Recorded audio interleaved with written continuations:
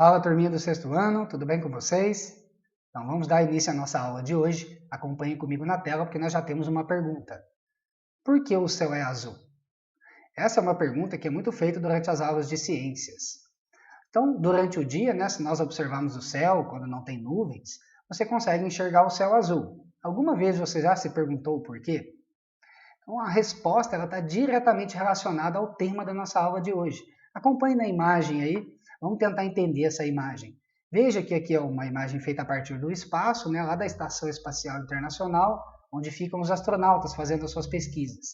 Então você tem aqui o planeta Terra, toda essa parte mais escura aqui é a face do planeta onde está a noite. E lá no horizonte você consegue enxergar inclusive o Sol, é a face que está dia. Uma outra coisa importante você observar é que você vê uma fina camada azul em volta do nosso planeta, que é justamente o nosso objeto de estudo de hoje, que é a atmosfera. Então veja, por que o céu é azul? É justamente por a interação entre a luz do Sol e os gases que compõem a atmosfera da Terra. Quando eles interagem, a gente olha, um observador tanto do espaço quanto quem está na superfície do planeta consegue enxergar o céu azul através dessa interação. Então, nosso tema de estudo é a atmosfera e as camadas que compõem a atmosfera. Vamos entender essa palavra. Ela tem uma origem, ela vem do latim, a origem dela vem do latim. O átimo vem de gases e o esfera vem do globo, da esfera do nosso planeta. Então, a atmosfera é a camada de gases que envolve o nosso planeta.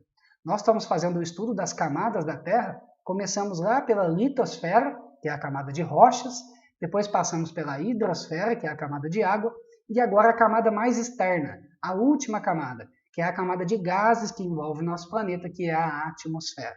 Então tá ali, vamos definir melhor esse tema. A atmosfera é a camada de gases que está em volta do planeta e acompanha todos os seus movimentos graças à gravidade. Então a atmosfera se mantém aderida à superfície do planeta graças à atração gravitacional. A mesma atração gravitacional que nos mantém aderida à superfície do planeta, que mantém a Lua orbitando a Terra, que mantém os planetas orbitando o Sol. Então essa atração gravitacional mantém a atmosfera aderida à superfície do planeta e a atmosfera realiza os movimentos junto com o planeta Terra, também devido à atração gravitacional.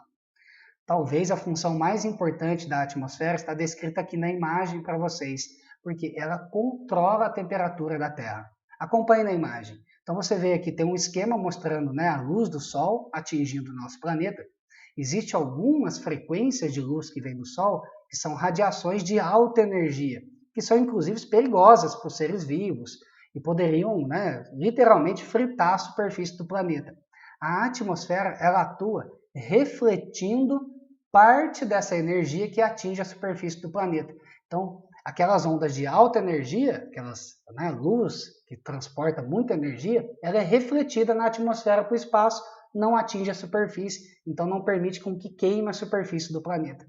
Mas, veja no segundo exemplo aqui, parte dessa energia atravessa a atmosfera, toca o solo e a atmosfera ajuda a aprisionar essa energia na forma de calor. Então, ou seja, as ondas de alta energia são refletidas e parte dessa energia é absorvida na atmosfera da Terra e mantém a temperatura da Terra em níveis adequados para a vida. Então, o exemplo 2 mostra justamente isso. A parte da energia que está sendo absorvida e transformada em calor para manter a temperatura da Terra a níveis adequados. O que aconteceria se não existisse a atmosfera? Essas ondas de alta energia atingiriam a superfície da Terra e ia fritar o planeta. Então a face que é dia ia receber muita luz e ia literalmente fritar. E a face que é noite, que não recebe luz, seria muito fria, porque não tem aprisionamento de calor na atmosfera, já que ela não existe. Então veja, a atmosfera é extremamente importante para controlar a temperatura da Terra e manter em níveis adequados para a vida.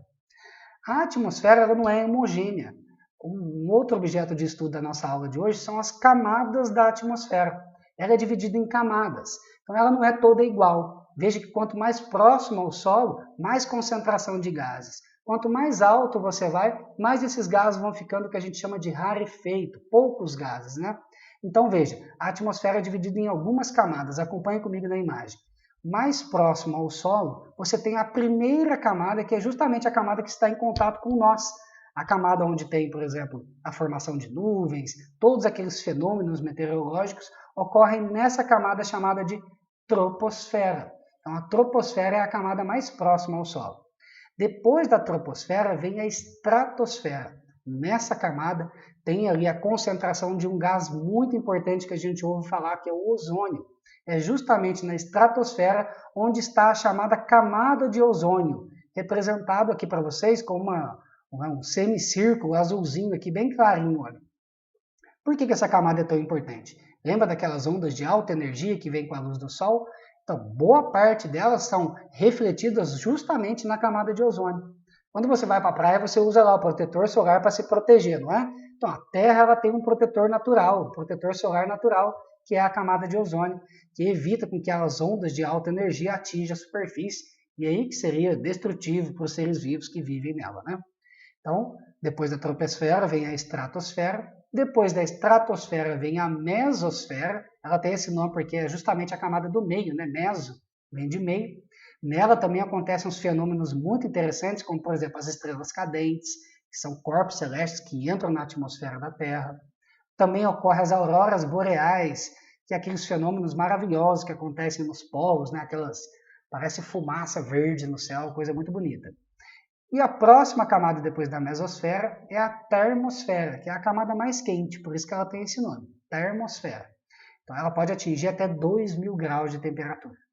E a última camada, que é o limite entre o espaço, é a exosfera, que é a camada de fora, né? A camada mais externa, onde a concentração de gases já é muito baixa, e é justamente onde você encontra, por exemplo, os astronautas, né? A Estação Espacial Internacional, ela está justamente nessa camada.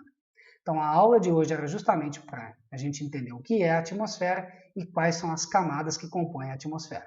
Nas próximas aulas, nós vamos entrar um pouquinho nessas camadas e vamos estudar características de cada uma, da troposfera, da estratosfera, da mesosfera, da termosfera e exosfera, e finalmente tentar entender do que elas são formadas, quais os gases que elas compõem e qual a importância delas no contexto de toda a atmosfera. Tudo bem? Então, um abraço a vocês, fiquem bem e fiquem em casa, hein, galera?